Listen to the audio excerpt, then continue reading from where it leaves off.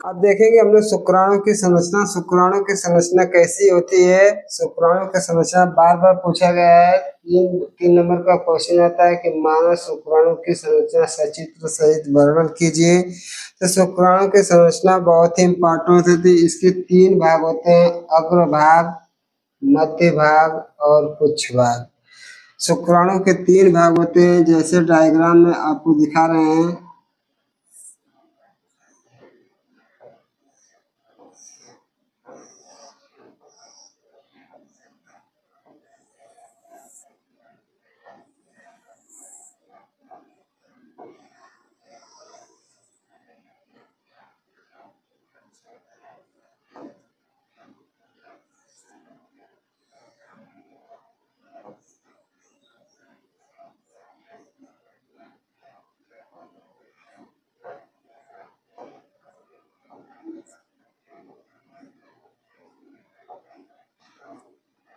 शुक्राणु के तीन भाग होते हैं, इसको कहते हैं हम लोग अग्र या शीर्ष भाग, अग्र या शीर्ष भाग, इसको कहते हैं मध्य भाग, इसको कहते हैं पुच्छ भाग।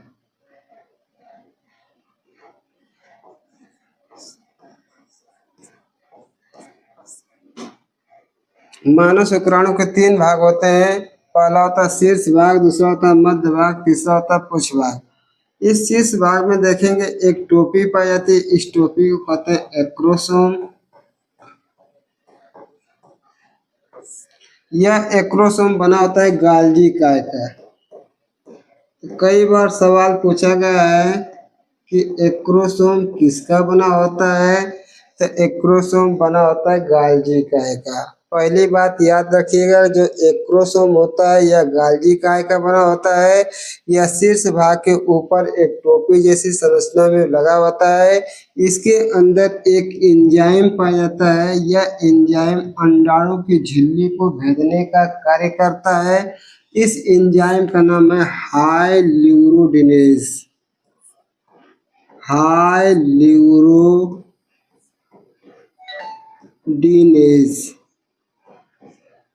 हाइल्यूरोडिनेज जो एंजाइम होता है यह क्रोमोसोम में पाया जाता है। यह एंजाइम जो होता है अंडाणु की झिल्ली को भेदने का कार्य करता है। इसके नीचे जैसे आते हैं तो देखते हैं एक बड़ा सा केंद्रक होता है। इस केंद्रक के चारों ओर जीव द्रव्य भरा होता है।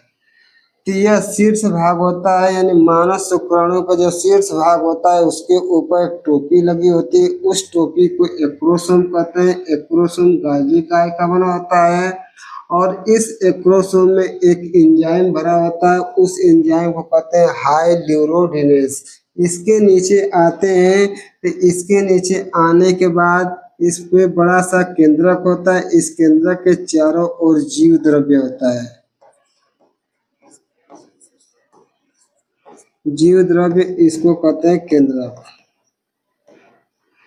इसी केंद्रक के जो यहाँ ग्रीवा गर्दन वाले भाग होता है, यहाँ पे एक जोड़ी तारक काय पाया जाता है। तारक काय। तो इस वाले भाग को हम लोग गर्दन भाग या शीर्ष भाग के जस्ट नीचे वाला भाग होता है, इसको गर्दन भाग कहते हैं। लेकिन यह भी भाग शीर्ष भाग का ही होता है। इसमें एक जोड़ी तारक काय पाया जाता है। अर्थात पूछा जाएगा कि शीर्ष भाग में कौन कौन से अंग पाए जाते हैं, तो पहला एक्रोसोम, केंद्रक, जीव द्रव्य और तारक काय। उसके बाद दूसरा भाग देते हैं जिसका नाम होता है मध्यकाय। मध्यकाय में यहाँ पे 8 से 15 माइटोकॉन्ड्रिया पाई जाती है।